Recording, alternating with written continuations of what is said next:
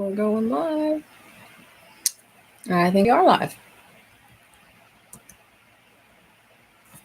It says we are, and it says we have people. Yay, people.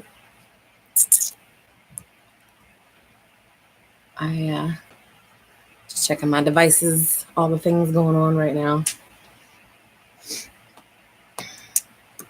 Who we got in here? We got, let's see, does it show me? Because right now it's not showing anything, so we may not have anybody. Which is totally fine. I can hang out here and talk to myself. There we go. I see Simple Jan. I think what happens is the participant list just doesn't update unless somebody says something, which is weird. I'm going to test something. Test on me phones. Yes, that's me on my phone. There's Shayla and Mama Z and Jan, Simply Jan. Donald might hop on Mason-Dixon Compost. He's still at work. He's at work for another hour. But luckily it's our Friday, which means tomorrow we're off. And the goal is to see what we can get done before the snow hits on Saturday, because the chicken coop, I feel like it's taken us forever to complete it. And I want to get it done so we can start on the greenhouse. Now, we have to figure out how we're going to build this greenhouse. I'm really excited about it because it's so freaking unique. But I have no idea. Like, I'm not a construction person. That's all Donald. Hey, Papa Z. And, I mean, he did construction for quite a few years. He just lacks his confidence. So I'm hoping that we can figure out this greenhouse. Letting some more folks hop in that are able. I'm still teeny bit sick. Last week was awful. Like, I felt bad being on the live, just coughing my lungs out. But today I feel pretty good. Like, there's no physical effects other than the cough. And that I actually got my first night of sleep last night after 2 weeks of no sleep. Maybe 2 hours, maybe half an hour here or there. And that sucked. That really, it felt like a layer of cellophane was just sitting on my brain. Like, I could just feel my brain feeling heavier. It was weird. Yeah. Today is exactly 2 weeks. Right? Yes. It was the day after the first of the year, because I went to a wedding and that's where I got it, because people that were there were sick. Like, don't go to weddings sick. You know, you would think people would know that. It's like going to work sick. I have a friend, she was where, if you watched the video where we made the elderberry syrup, it was at her house. And she's a violin teacher, because she's like this master violinist. And she said someone brought their kid to a lesson sick, like in her house. And she's got 3 kids on her own, and one of them is only like 4. Like, why would you bring the flu to someone's house? Because she teaches out of her house. To me, that's just rude. I blame part of it on just like people being inconsiderate, but you have to acknowledge that part of it's also on companies that don't let you take off. The corporate culture, you get in trouble if you take off. Had to put your PJs on. Yeah, as soon as I got home, I took my boots off and I got my PJ bottoms on. I still have my sweater on when I was out at the office a little bit ago, but she did not send them home because they did not tell her that they had been exposed until after the lesson. So she's like all paranoid now that they're going to get it. I'm hoping they haven't, because it's been a couple days, because she's supposed to come over here on Sunday. I'm having a group of friends over Sunday, depending on the weather, of course. Yeah, the limited. I was reading your statement thinking the word limited, but your lemons Shayla made me say limited. Yeah, the limited sick day, and it was sucks for Donald even, is he's got like hundreds and hundreds of hours of either sick time or vacation time because he never calls out. But whenever he wants to call out, they give him a bunch of shit for it. I'm like, he's the one that calls out the least. Let the guy have a break. And when I do cough, I've been coughing in like a scarf or my sweater or something, and then I hold it there just to try to keep the germs. I don't think I'm sick, like contagious anymore, but I always worry about it. It just sounds awful. J-Love. J-Love. I'm gonna write a song, and it's gonna be called J-Love. J-Love. I should get my guitar and play music for you guys because I don't really have a topic, but I was thinking about looking through what Donald bought me this week. I'm so excited. I've already been looking through it, and I'm like, yep, I'm gonna go broke. I'm already broke, but I'm gonna go broker. What is that? 𝙒𝙃𝙄𝙊𝙄𝙇 jalapeno. I think it just looks weird. That jalapeno. But I think maybe it's just the ones that they took pictures of. Because I've seen jalapenos get those cracks and stuff on it. I don't necessarily know what causes it. But usually it's just because they're on the vine longer than the rest. But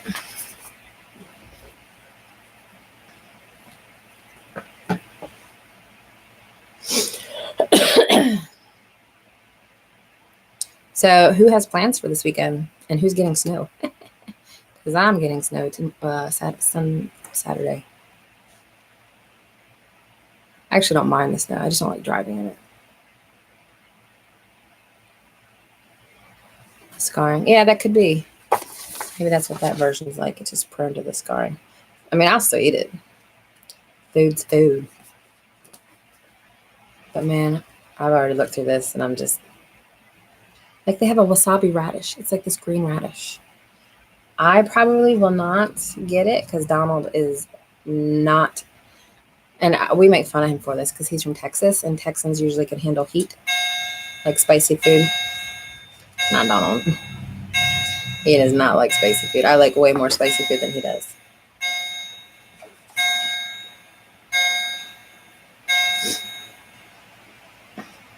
Yeah. You guys rarely ever get snow. Although I will say that one time I went to visit, it might have been the first time I went to visit Donald in Texas or visit Donald's family. He went with me. We flew in, and I think it was for Christmas. It was for Christmas one year. It might have been like 2013 or 14. And we arrived, it was like 70 degrees at the airport. The next day, it's 4 inches of snow, and we went to his grandmother's for Christmas dinner. On the way back, I counted 15 cars flipped on the side of the road. People just can't drive. And it's not just a Texas thing. Oh man, have you guys seen the poppies or the viola in this catalog? Holy crap, how cute is this? How cute is that flower? It's like white with these purple speckles. How cute. And then they have these, where was it? The poppies. That poppy just looks like what I imagine the Victorian age looks like the ruffles from the Victorian clothes and stuff. That's pretty. I kind of dig that. That is the amazing gray poppy. I don't think people, like, I know in the homesteading community, we understand the need for pollinators and stuff, but I feel like a lot of people just don't give flowers enough credit for just how useful they are, how many are edible. And just how pretty they are. I mean, a garden's a garden, but a garden with flowers is just extra. I love putting flowers in the garden. And I know there are people that just don't even think about it. 3 inches of snow a few years ago when I lived in Texas. That might have been when Donald and I went to visit, to be honest.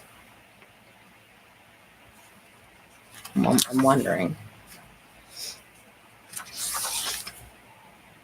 We didn't get to go this year. I'm pretty upset about that. Yeah, I don't think many people in Donald's family like hot food either, Papa Z. I think that the Tex-Mex stuff people think is really spicy, but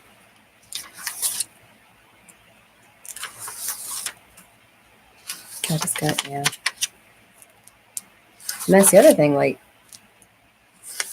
I'm technically not supposed to eat nightshades because I have psoriasis. And since I've been on blood thinners since my hospital visit in October, for some reason when I'm on blood thinners, the psoriasis starts to clear up. And I think maybe it's because the blood is so thinner that it's making it slower. Because I don't know how many people are familiar with psoriasis, but psoriasis is basically your skin's overcompensating for itself. So it's creating layers of skin faster on the places that are psoriasis, and it's creating that flaky, dry skin. So I have a patch on my leg that I've had for years. But now that I'm on the blood thinners, it's going away. And it did this last time too. So I'm thinking that that's what's doing it. That's my theory anyway. It's only ever when I'm on blood thinners, it's just slowing that process of creating the layers. Hey, Fermenting Homestead. But nightshades, a lot of it, like tomatoes and even like eggplants and things, are supposedly, and potatoes, can aggravate skin issues or autoimmune issues, I guess. So, but I can't not eat tomatoes. Like I use pasta sauce and everything, even my beef stew. So I just try to avoid. We don't eat a whole lot of potatoes. I will eat sweet potatoes over everything. Wait a minute, where's my cake, J Love? I want cake. So I do try to avoid nightshades if I can. Kinfolk Farm from Georgia. Hey, how are you?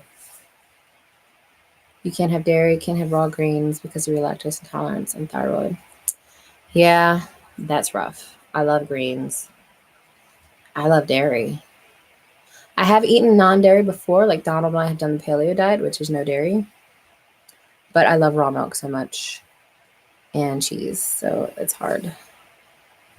Yay, Deanna made it. Sugar's bad for psoriasis. Yeah, that doesn't surprise me at all. Hey, Pete's Little Homestead. Glad to have you here. I will be at your live tomorrow. I was at Mama Z's live. Was it last night, I think? My days, they're all melded together. And glad to see that you're out of the hospital, Pete, and that you're feeling better. What was I talking about? I was talking about psoriasis for a little bit there. So I'm thinking about trying to come up with like a cream to help with it, but I have to avoid getting like poison ivy on my skin. That's what caused this one. My dad doesn't get affected by poison ivy. I do, but I think he got into it at one point and like had his arms on my chair, and I've like propped my leg up on a chair and immediately got it. And then you're talking, it's been 5 years now that I've had this patch. So it just doesn't want to go away. It's very annoying.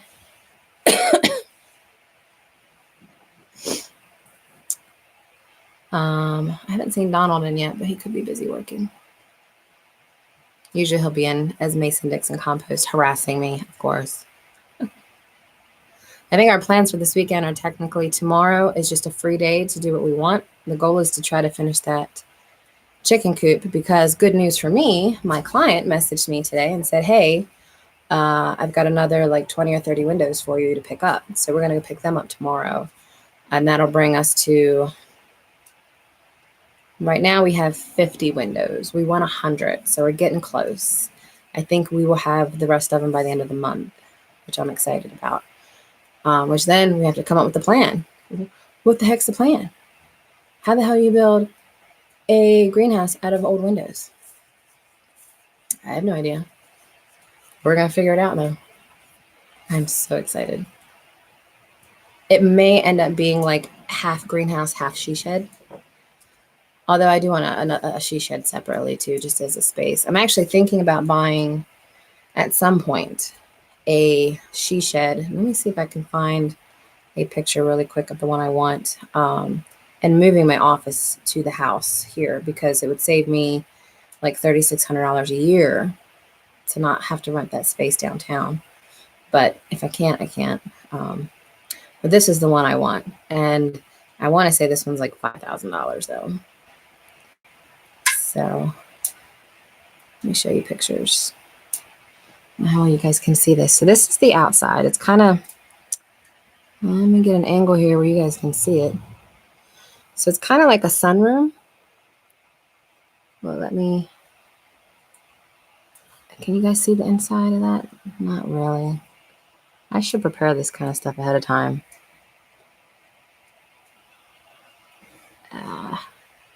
Yeah, I'm not good at trying to get the phone to show details of these things. But anyway, it's a, technically, if you want to go look at it, crystalgroves.net is my personal blog. I don't post on it often. I want to start, but it's like the last post. It's the one right there on the front page. But if you go to crystalgroves.net, you can see pictures of the what I would like to have as my office down here. And that could be like a she shed. Let's see. Am I missing anything? Cousin has psoriatic arthritis. She thought she had eczema. Yeah, I have arthritis, but a lot of that's because I was overweight for a long time. I mean, I'm still overweight, but not as much as I was. Like I lost 150, 200 pounds, but I have more to lose. And I've been slacking the last couple months, so that's on the docket for this year. And we're thinking about documenting doing what we call farm workouts. Farm Earth's Gym, people have called it, because we've got tons of stuff to do out there, and it's just a matter of getting it done. Hey, Mary Cleveland. So greenhouse is on the docket here soon. We're going to document building that, planning it out. I think what people have done when they build greenhouses from old windows is they'll lay down the windows on the ground in like segments and just figure out how they fit together, kind of like Tetris. And you kind of figure out your walls and you figure out your roof, and then you figure out ways to get them together. And then I would like some of the windows to be able to open up to allow air in.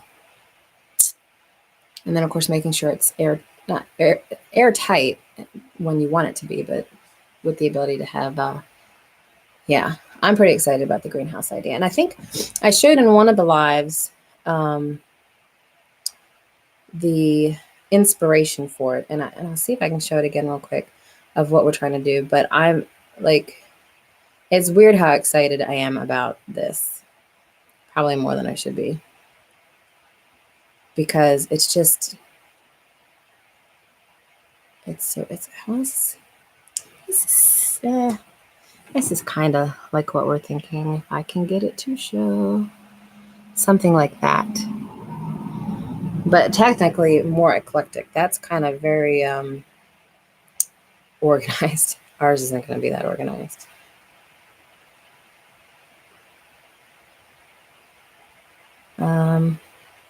Yeah, I can't find another one. Donald has them.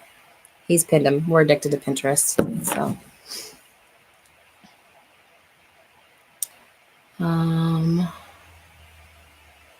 So yeah, that's the goal tomorrow. We're going to go pick up these windows. We're going to try to finish the chicken coop. Once we get everything finished, the way Donald's designed this chicken coop that we're he's building, I'm not building it.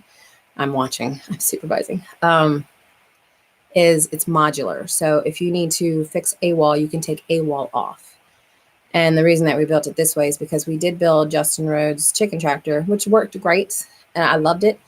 But the way it's built, because our goats kept getting inside of it and the floor started to fall apart, and it's hardware cloth, so you have to take the whole thing apart in order to fix that. And that's a pain in the butt. So Donald's trying to avoid that with his design of this massive chicken coop. And like the way it's been windy, a couple times it's like flipped over. So this one won't do that. It's heavier. I hope this one lasts a long time though, because I swear it's taken like 2 months to build this thing. Automatic windows open. Yeah, that would be awesome. Oh, and there's solar. Ooh, I like that. I'll have to look them up. I'll have to bug you for some details on that Simply Jane. I've never heard of it, but it sounds like like something that would be awesome. No throwing rocks, right? Yeah. I'm just waiting for something to fall on this thing and just crush my soul once we get it built. It shouldn't. Nothing's fallen on the greenhouse we have there now, but hey, Pathways Homestead from Kansas. You know, I've never been to Kansas. The furthest I've been west, though, is technically Texarkana, Texas. So how much land do we have? We only have like an acre. It's like 1.26 acres, so an acre and a quarter. It backs up to a nice wooded area of like 200 acres behind us, but we're trying to see exactly how much we can grow and what we can do on an acre and a quarter, because it's 3 adults. It's me and Donald, and then my dad lives with us because he's disabled. I've actually been taking care of my dad since 2003, so I was 23, so we're what, like 17 years now I've been taking care of him. But him and Donald, I mean, they eat a lot. They're men, they eat a lot, and we do love to eat a lot of fruits and vegetables and meats. So we already know we can grow enough chicken here on an acre and a quarter to last us an entire year. We obviously can't do beef. We could do goats, but the 3 goats that I have, I don't want to butcher them. I love them. And I feel like any goats I get are going to be that way. And it's not like I can't butcher animals. I've been butchering animals since I was like knee-high on a grasshopper. Have no issues with killing the rabbits or the chickens and butchering them. I teach workshops on it, but I just love my goats. They're like my kids.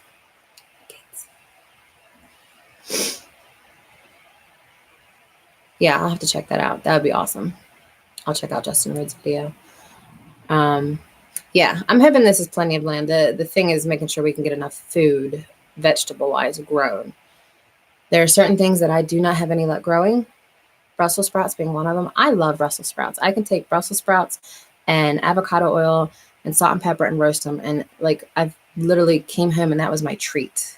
I love sweet potatoes. So figuring out what am I doing wrong with these Brussels sprouts that I can't grow them.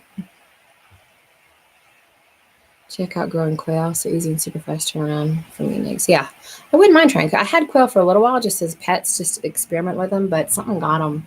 But the cage they were in wasn't as secure as I would have liked either. So I'm thinking, get the chickens established in this new one. We want to upgrade the goat house. We're going to tear down, and I'll show you guys. I'll create a video at some point. Like, I'm trying not to be too loud because my dad's asleep in the other room. His whole chicken area needs to go. It's so bad and so insecure. So we're going to tear that down, because we also have peacocks and we've got guineas and we had pigeons. They got 8. We have bantams, we have rabbits, but we want to get everything kind of just rebuilt.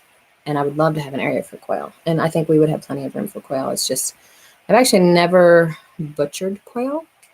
I know Nathan over at Samson Farms says it's easy. So the way I picture the way that we do, I think of how small quail are. And I'm like, what? The way we butcher chickens, I'm going to move to the cone method where you just slit the throat, but we still just do the chop on a log, chop the heads off. Like, that's how I grew up doing it. And I just can't picture that with quail. So there's got to be a method. It just feels like their necks are so small. Yeah, I've heard Brussels sprouts are hard to grow. I certainly have not been able to grow them. Brussels sprout, what else? I always have problems growing cauliflower too. I think it's because I don't plant them early enough. And it's just too hot. And broccoli. Easier than chickens? Yeah, I might have to ask Nathan some more about, and see if anybody has a demo video. I mean, they have demo videos of butchering chickens out there. Maybe someone already has one out on quail. They probably do. I just haven't seen it.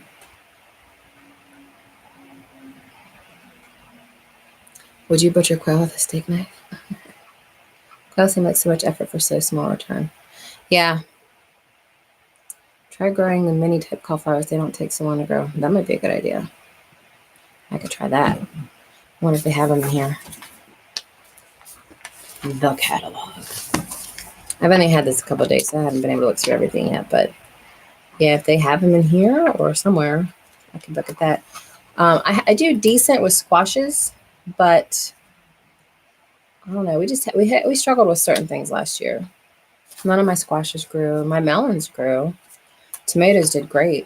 I love melons. Zucchini did all right.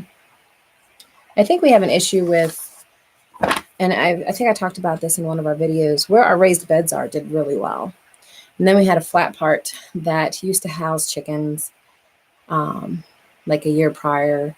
And then we put a bunch of wood chips down and just stuff didn't want to grow there. I don't know why. So we put a bunch of hay down. We're going to do like a Ruth Stout method there this year and see if that kind of helps with whatever's going on over there.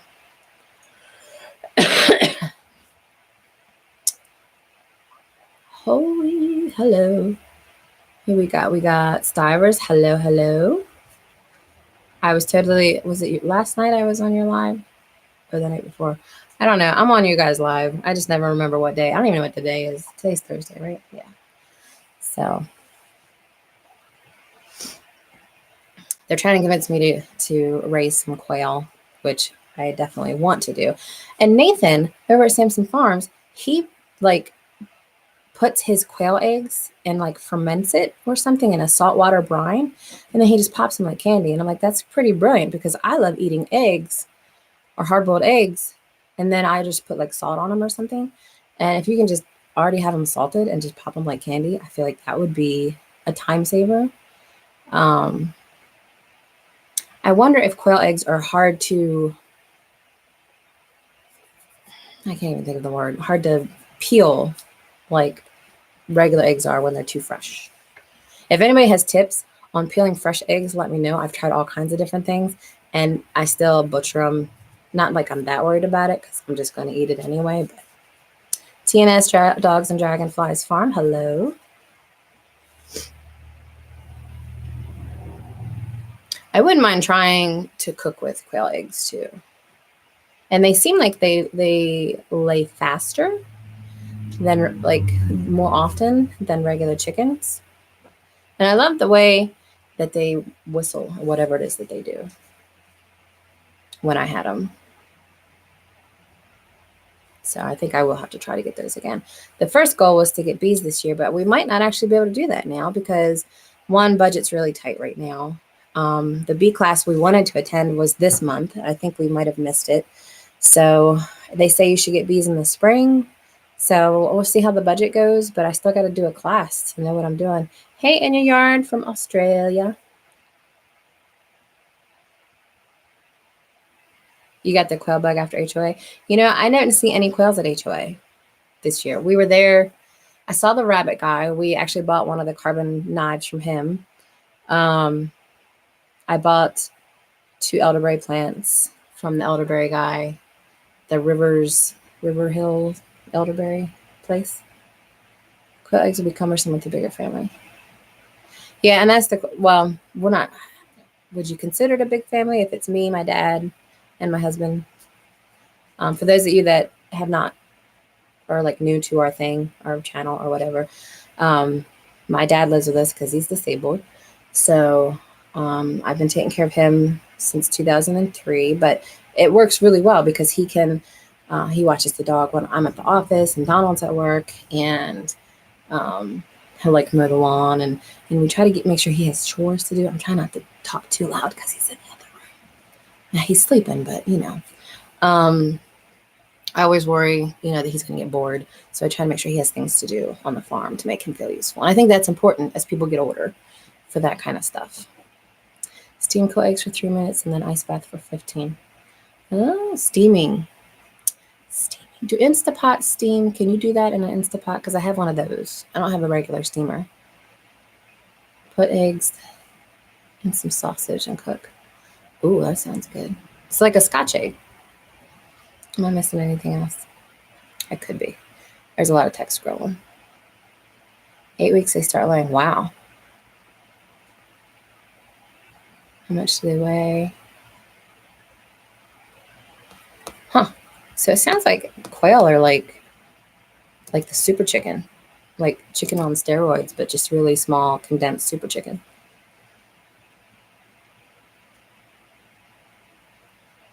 Yes, you can use Instapot.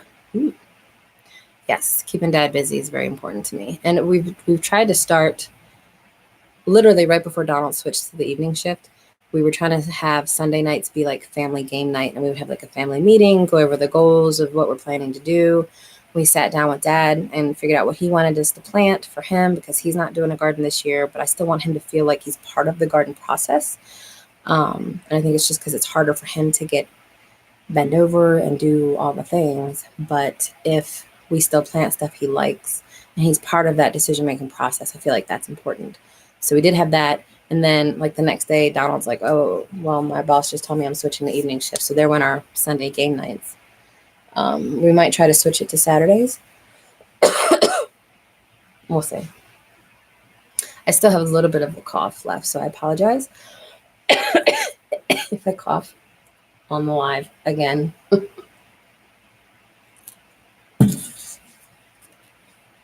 Get about 1/4 to 3 at the pound.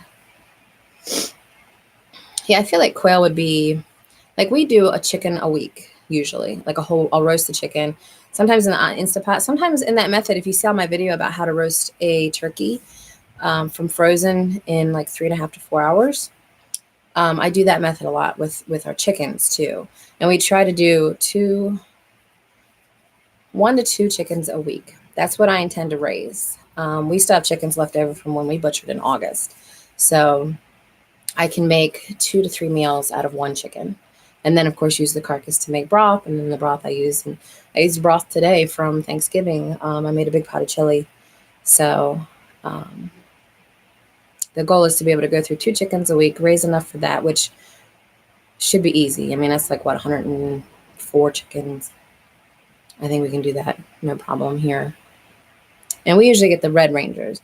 I like the Cornish cross.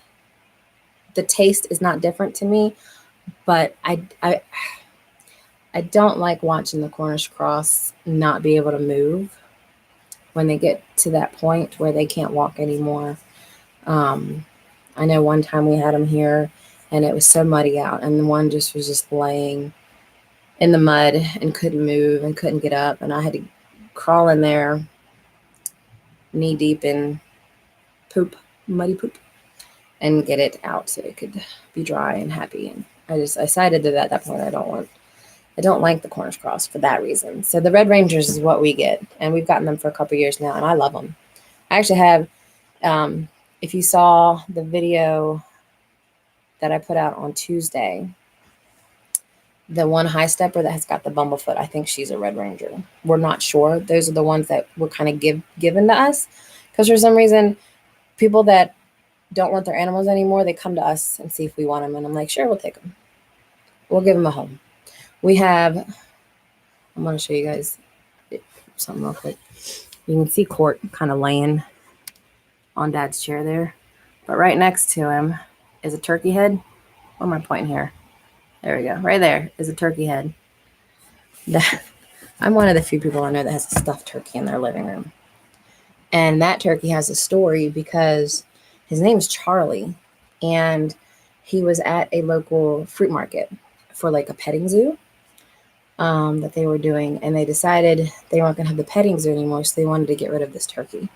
So there was a guy that wanted to buy it so that his son could shoot at it with bows and arrows for fun. And Dad and I heard about it, and we're like, no, that's gross and mean and pretty terrible. So we took him, and I have videos on Facebook. I should probably convert some of that stuff to YouTube because they're older videos. And he lived a happy turkey life, and then we stuffed him and put him in my living room. So that's the story of Charlie the turkey. He's a legendary around here. Dad puts a little Christmas hat on him for Christmas. Pickled quail eggs. Ooh, I do like the idea of pickled quail eggs.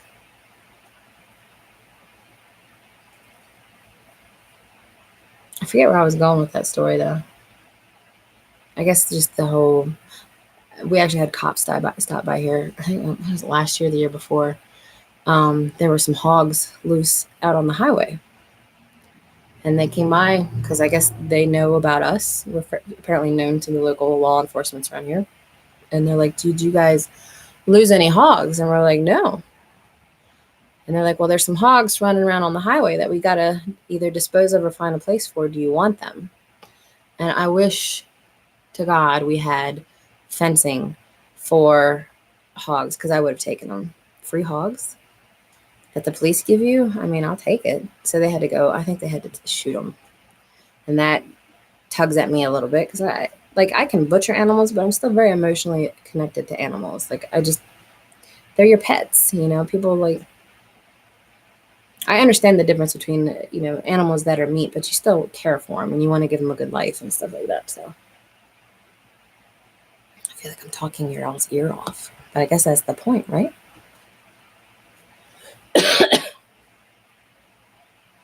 I wish Donald was here though, because I feel like when Donald's here, we have a good back and forth. Well, it's more of he's sassing me and I'm responding to it, but it works pretty well for the video, I guess. You only need one bad day. That's right.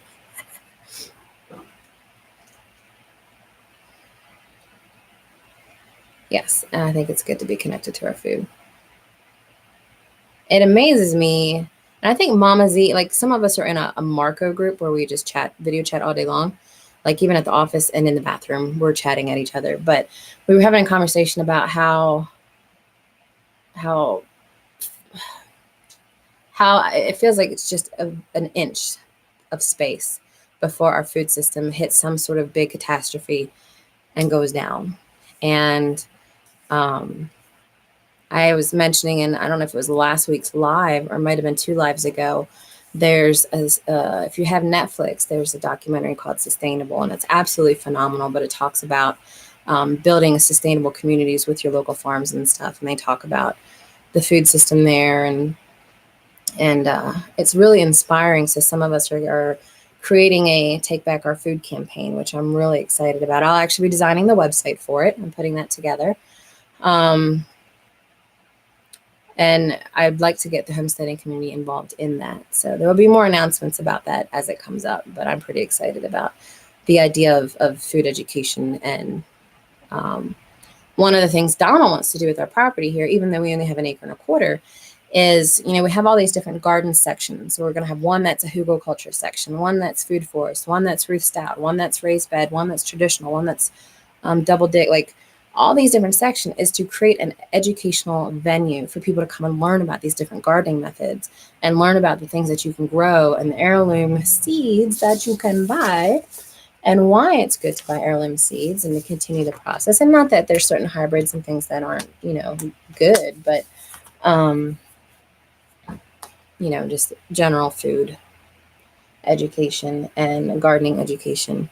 And yes, it is a great documentary. It's actually my favorite documentary, I think. Like, I like Food Inc. and stuff, and it talks about the the beef industry and all of that, and that's a whole other issue. There's actually one, and I might have talked about this a little bit last week, the son of, what's that ice cream company? Baskin Robbins did a documentary, and it looks like it's from the 90s or whatever, but he talks about the beef industry and how much water it takes in the beef industry and all the nitrates that get in our water. And it's also pretty good. You can find that one on YouTube, I think.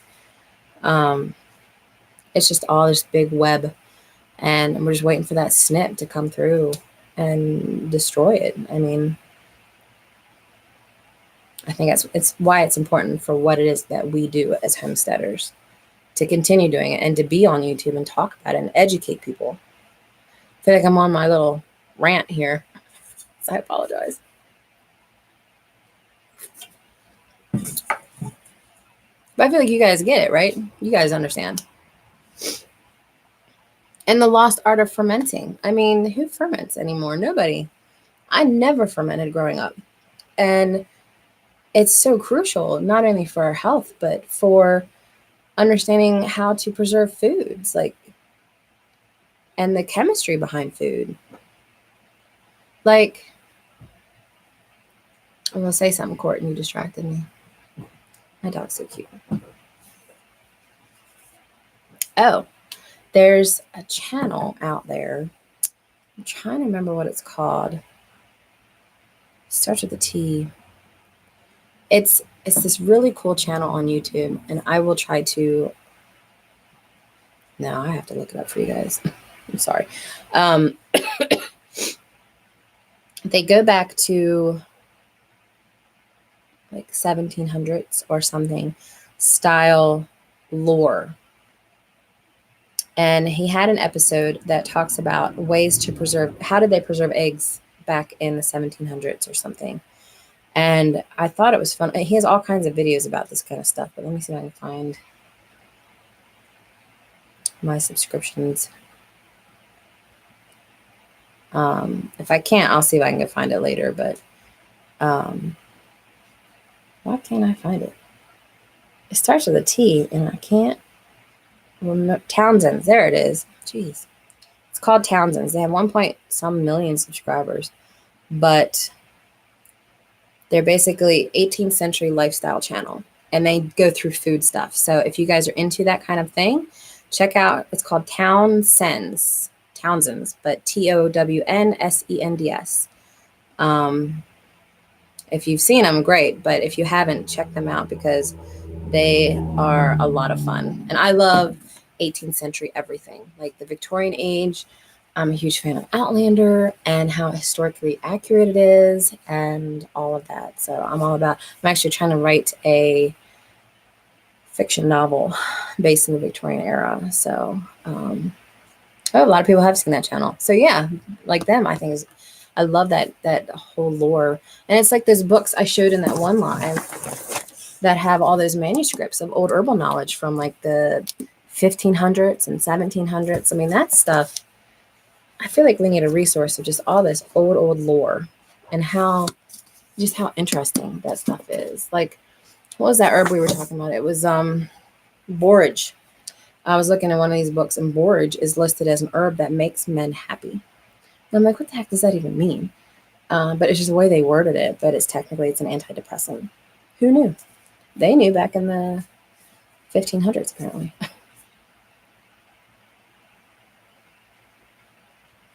I'm so excited that a lot of you guys already knew that channel.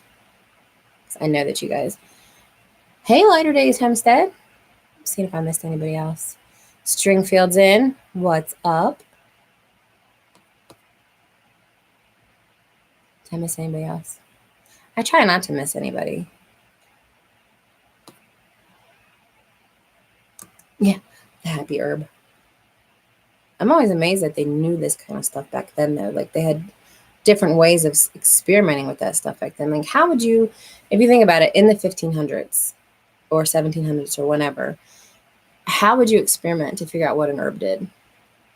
You know, like, was it they tried it themselves? Did they have human trials? Like, I'm always wondering, how did they figure it out? How did the Native Americans figure out that willow bark tea helped hit headaches? Like, I guess just trial and error.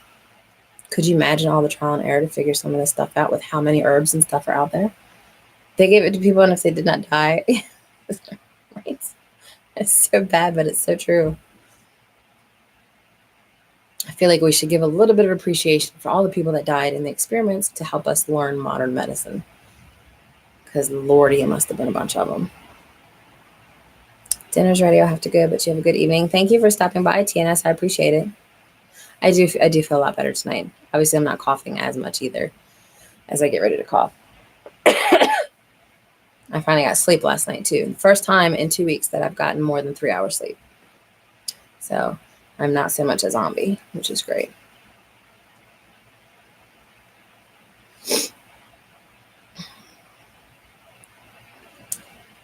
You know what I love about these lives also? Like, I'm looking through the list of names, and I'm just like, I love all these people. I know all these people. I'm learning more and more about all of these people, and they're becoming part of an extended family. And to me, that says a lot about the homesteading community, because I didn't know any of you 3 months ago at all. Nobody. And when I came home from HOA, and we went to HOA, we were there both days. We stayed in Winchester, and we love everything that we did at HOA. And we got so inspired that I came home, and I'm like, all right, we're going to do our channel again. Because we had started this in like 2017 and then did nothing. So we started the channel again, and it was just like I learned so much immediately. And we joined the small homestead YouTubers group on Facebook. If you're not in it, join it. And it's just blown up. Like, I've never experienced the amount of camaraderie that I have since October at HOA, that I have just building these relationships, and they're all organic. It's not like a sub for sub. Like, if someone joins that group and says, hey, I'm a new channel, I will sub to learn more about them. And if I can't connect with them, or if they don't post videos, I may unsub. But for the most part, I try to support small channels absolutely as much as possible. I try to attend every live I can. Even if I'm not paying attention fully, because I'll be at work or something. I was at D&D the other night watching somebody's live on my phone. I couldn't hear what they were saying, but I had the live open to give them the watch hours. Like, that's the kind of relationship everybody has here. And I feel like I've gotten this whole new family. And even Donald, who is as goofball as he is, he's very much an introvert, where I'm an extrovert. And even he's like, it just feels like family. So I'm just...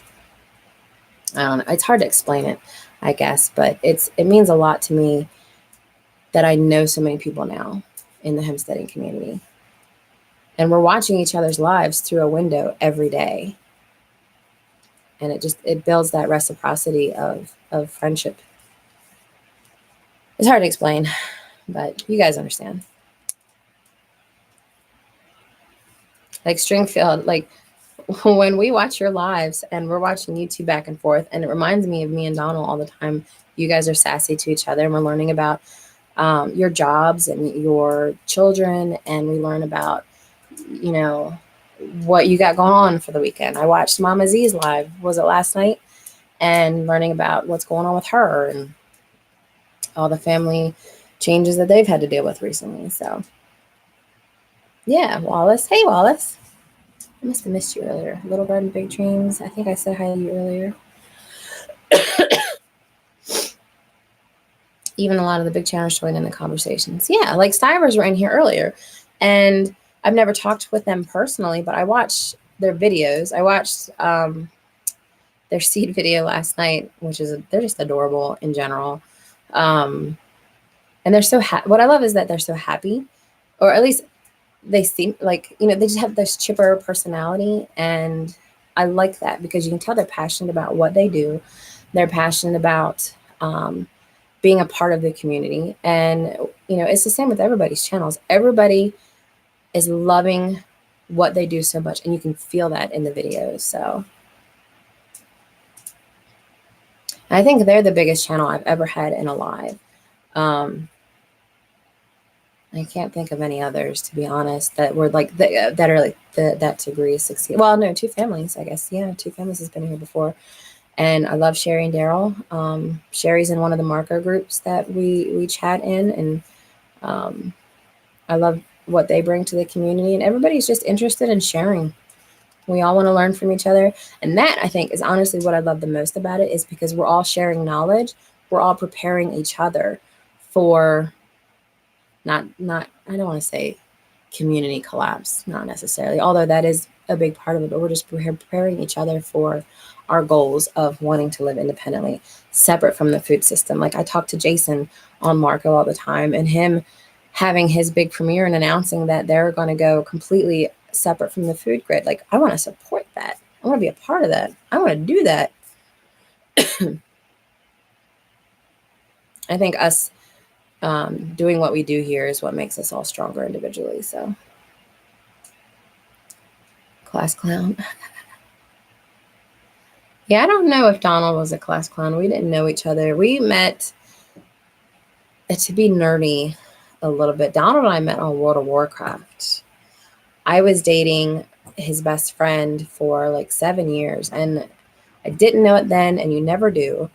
It was a very abusive relationship on his part. So like, I wasn't allowed to reveal that we were dating. Like, I mean, it was very emotionally abusive. So, and this is with the ex.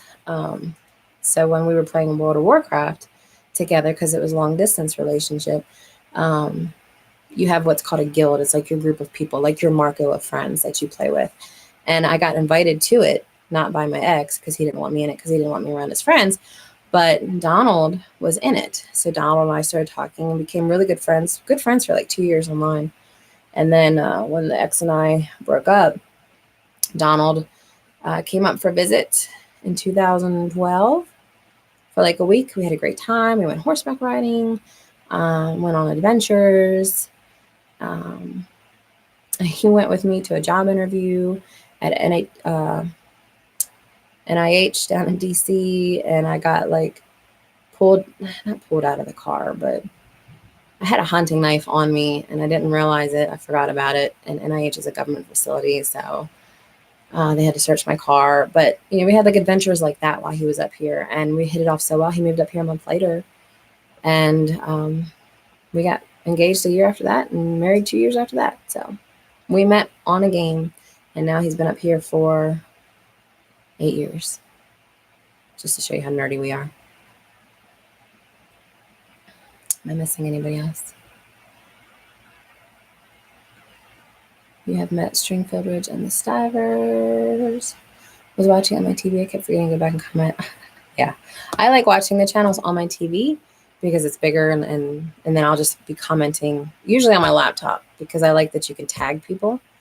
I hate doing it on my phone. I was on the Stivers last night on my phone, and it was just hard typing it, so.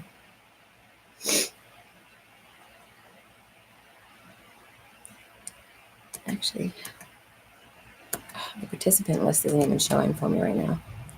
You hate being on your phone? Yeah, me too. Actually, I was going to bring something else up, but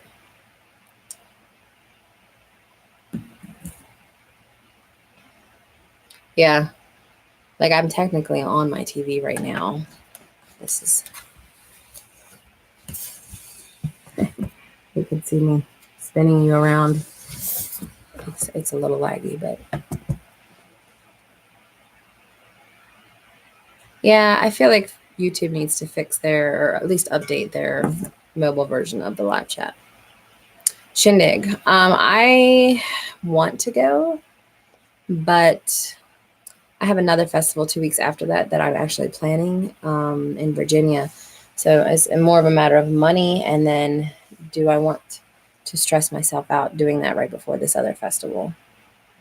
Money's the bigger issue, because we would likely either drive into Texas and stay with Donald's family in Texarkana because they're only 2 hours from there, or fly in, and either one's expensive. It's going to be like at least $500 to $1,000 to do that. And right now I've got bills to pay.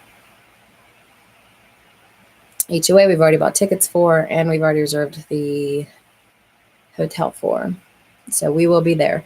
And I'm sure some of you remember hearing about this on one of the other lives, but there will be a wedding at HOA, and I am going to be the officiant for it. And it's official now because it got approved by the HOA coordinators to have this wedding at HOA. And a bunch of us homesteaders, Naturally NC is part of the wedding. Royal Amethyst Acres is part of the wedding. Sampson Farms is part of the wedding. Random Mini Farm and Forage is part of the wedding. Like Davis Family Farm is part of the wedding. We're all in it together. And it's going to be pretty. It's the wedding of Yellow Rose Homestead. And I've pulled them or mentioned them before along the river. Is she going? She is going, yes. Along the river. Chrissy up in New York is going.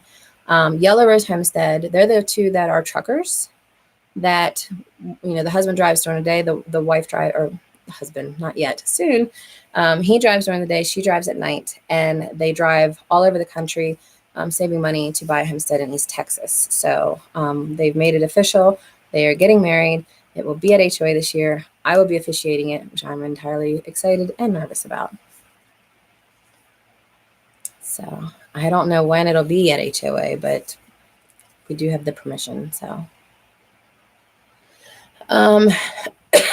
picnic in Kentucky in September. I have not heard of the picnic, so I'm interested. I'm intrigued. I've never been to Kentucky and would love to go. Is it like a festival? What's the one that Wholesome Roots does? I'm interested in that one too, but I don't know much. I need to get a schedule together when all these events are happening, like the Bayou Bash and the Big Bear thing, and there's just so many. I want to go to all of them. Why can't I just be independently rich so I can travel? Like, can that be a thing? Yeah, I'm pretty excited about the wedding. A homesteader's wedding.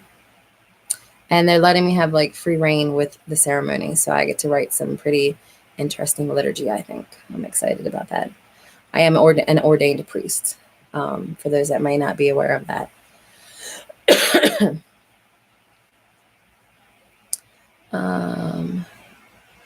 Yeah, feel free if you have a link to it, feel free to post it. If not, I will look it up and include that in either the next live or post it around. But yeah, I'll check it out. See you later, Days Homestead. Thank you for coming. I really appreciate it. I really appreciate all you guys coming in here and letting me talk for an hour. I mean, I didn't really know, I didn't have a topic, and I'm going to start researching topics. So I kind of felt bad. Like I was like trying to scramble and figure out, do I just want to talk about the catalog or what? But you guys make it so easy. You ask questions. I feel like I can talk to you about anything homestead related, and you guys are like all in on it. And I love that. Homestead community rocks. Stavers have their harvest celebration in November in Kentucky too. Man, there's so many. It's so exciting.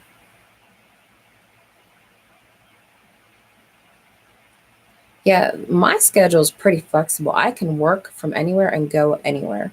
Donald has so much vacation time. Like if we pre-plan to go somewhere, we'll have the time off. It literally is just a funds issue. So right now my business is pretty slow. Although I do have some proposals I got to get out tonight. So after this live ends here in a few minutes, I'll be working till about midnight whenever Donald gets home anyway. But some website proposals I want to get out so I can get some money in because I've got some bills. I've also, I mean, this isn't homestead related, but I'm hosting Wednesday night webinars on all kinds of social media topics for small businesses. And it's relevant to homesteaders that want to learn about social media. But if you guys are interested in supporting that, if one of my mods can post the link to my business, the Misfit Interactive business, follow me on Facebook. Feel free to share any of the posts that talk about the webinars, because the more people I get involved with those, the more money I have to go to things, all the things. So, and that's every Wednesday night. And like, I think next week's topic is social media trends. So if you want to know what's the trends that people are doing on Facebook versus LinkedIn versus Twitter, and you know, what are the top hours to post, and what are the types of posts to get the most engagement, and what platform is best for your industry. I mean, these are the type of webinars I'm doing for my business. So thank you, Deanna. Yes, that link there is my company. That is my company. We'll be celebrating 6 years in May. And I'm trying to figure out ways to bring in more money for that company. But that's where that lets me travel anywhere. And I've thought about going back to work full time, but Donald has convinced me that's probably not the best idea, because then I can't be able to be flexible to take care of Dad if he needs it. And there have been days where I've had to stay home for him. And then other groups that I'm involved in, I wouldn't be able to do as much. So I have to keep plugging away at my own business, which I love. It's just, it's hard. It's hard running a business. And I need to come up with a shout out because we're getting to the end. Although I'll keep talking if you guys want to stick around, but I don't want to dominate anybody's time. And I think, is there someone on at 10? There was someone on at 8. I know the Broussards are on at 9. I always feel bad that mine's the same as theirs. But shout out. So I do want to shout out Pete's Little Homestead, because he is always so incredibly kind. And he has a live tomorrow night, I think at 10. Is it Eastern time, Pete, or is it? I know either way I'm going to be there. But I like to shout out at the end of all of my lives a channel for everybody to go check out. He is an incredible person. He's been incredibly nice to me and kind and supportive. And he's listing me as a featured channel on his channel because he's just an awesome person to know. So feel free to go check out his videos and support him. Obviously my mods, all the little blue names that you see in the chat, you know, they spend their free time supporting what I do, and we do it for each other. But I mean, it's not like they're being paid to do it. They're volunteering to do that to support somebody. So it's important for me, or to me, to support them as well. So if you like food, Mama Z's Texas Kitchen. If you like being inspired to be a better you, Royal Amethyst Acres. If you love seeing what two crazy South Carolina girls are up to on their individual homesteads, Naturally NC. J Love, if you love learning, if you love learning about all kinds of adventures that she's going through, and I love the name of her channels for that specific reason. You know, follow her.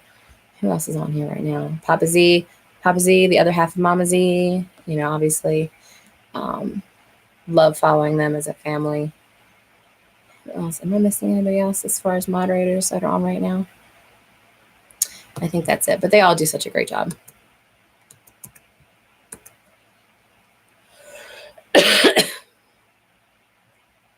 Yes, Pete's Little Homestead. So thank you guys for sticking it out. I'm going to go ahead and shut things, or get things shut down. I am always online for the most part. So if you ever feel like talking to me outside of lives, feel free to friend me on Facebook. I post a lot. As anybody who's online right now that's my Facebook friend probably already sees that. I probably post a little too much, but I don't care. So yeah, well, thank you guys. I appreciate it so much. And I will see you. We might try to do a live this Sunday. It depends. Actually, we might not, simply because we have friends coming over and I got to prepare for that. But I do want to get Donald back on the lives because I feel like his personality is needed. So if not this Sunday, next Sunday for sure. We're going to get him on a live, and it's probably going to be Sundays at 11 because he has to go to work at 1 p.m. So the only other option would be like a Friday or Saturday night, and I just don't know that we can do that. Awesome. Thank you guys. Peace.